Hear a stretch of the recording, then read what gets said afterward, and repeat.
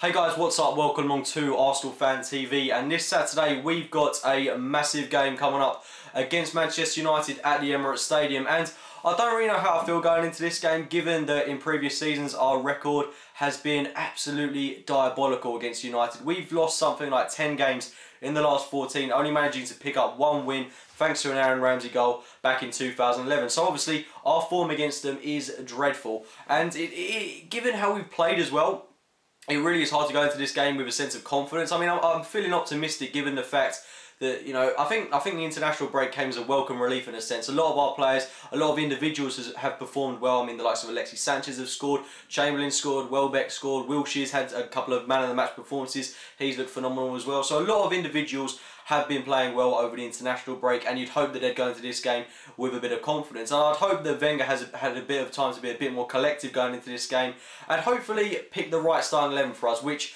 potentially is where the game is won or lost in my opinion, but I'll get onto that a little bit later. Looking at Manchester United on the other hand though, I mean, the United we played last season under David Moyes I thought was a really peculiar one, but this one is incredibly weird as well under Louis van Gaal. I mean, they're an incredibly top-heavy side, and let's first look at the injuries that they've got. I mean, these are all players that are supposedly out for the game on Saturday. I mean, you've got the likes of David De Gea out, supposedly. Evans, Jones, Falcao, Carrick, Blind, Di Maria apparently isn't 100%. But then again, these are all paper rumours. A load of those players could be returning for this game. I'm not entirely sure which 11 that we're going to see starting on their behalf. And it's really hard to predict what team is going to play. I mean, Fellaini's someone that's been a kind of instrumental figure in their midfield recently. I think it's going to be hard for us to maybe maintain him at times, but he's not the most luxurious player that they've got on the pitch. And I would have thought that he wouldn't cause us too many problems. But then again, he's a physical presence, and he is a player that certainly could cause a few issues at times. But the obvious players I'm going to be looking at that could cause us problems.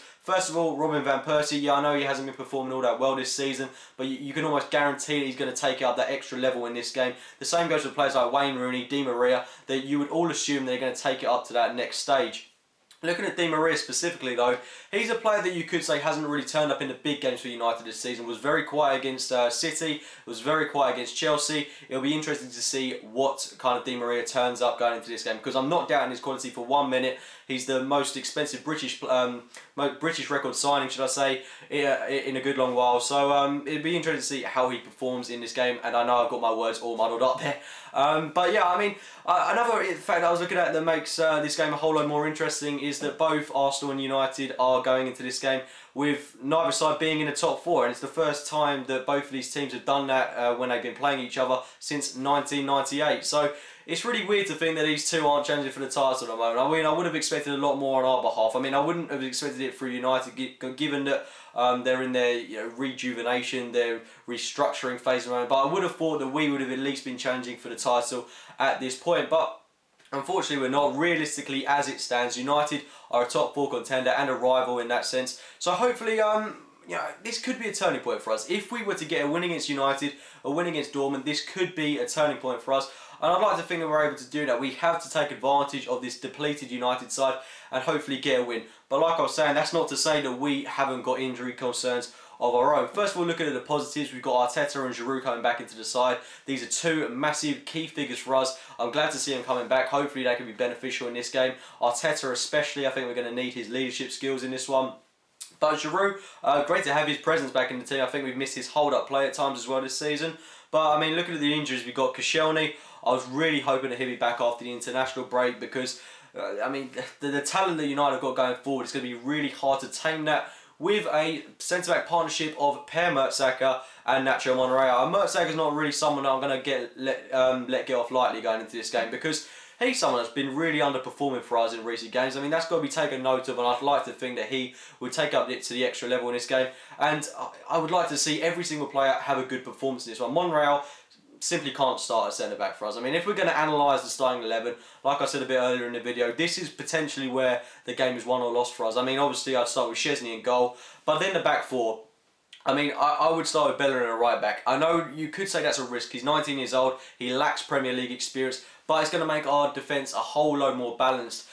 Chambers, you could say he's like a younger stature version of Laurent Koscielny. I mean, I don't particularly want to be comparing the two at this early stage in the season, but you would like to think that at least it would provide some cover for Per Mertesacker. Chambers has got a lot more pace.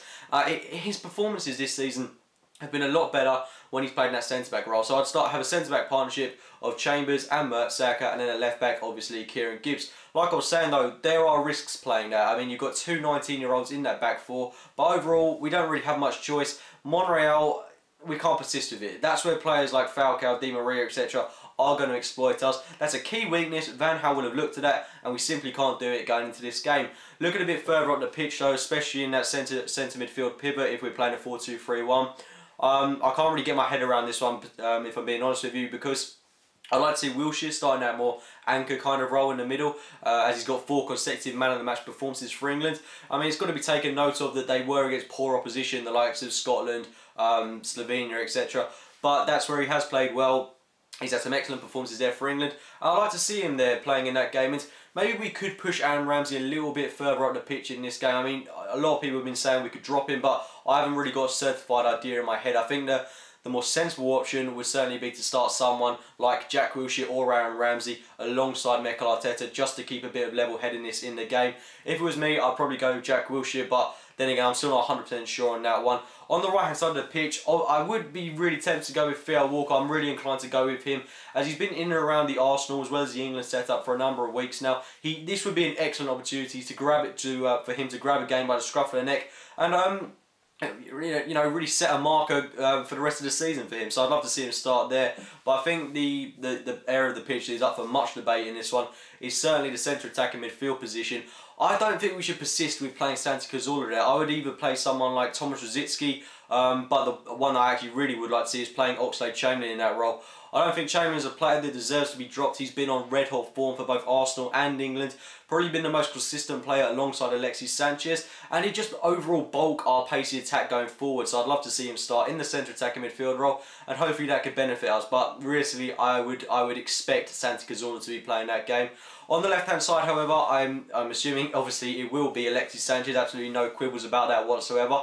You'd like to think that he'd be the game changer in this one. But up top, Danny Welbeck. It is a massive, massive game for him against his former employees. He's got to go into this game proving a point. I hope he would. It'd be great for him to get a goal in the 90th minute to win the game. That's the dream scenario right there. But, I mean, we've got to take advantage of this poor United side. It would be great if we could beat them. Like I said, it could be a turning point for us. United, of course, are going to be going into this game with a point to prove as well. They're going to want to get the win.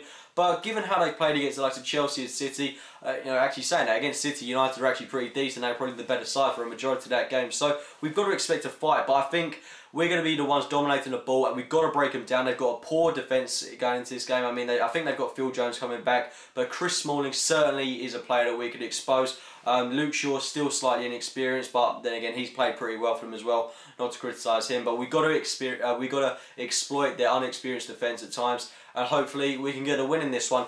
Anyway, guys, we've got to go into this game with a sense of optimism. I'm going to predict a 2-1 win. I don't know if that's false confidence or me being too optimistic. Leave your predictions in the comments box below. More importantly, though, I want to hear your team lineups in this game. I couldn't really give a certified one, so apologies about that. If you enjoyed the video, make sure to give it a like, rate, and subscribe to the channel. And as always, thank you for watching, guys.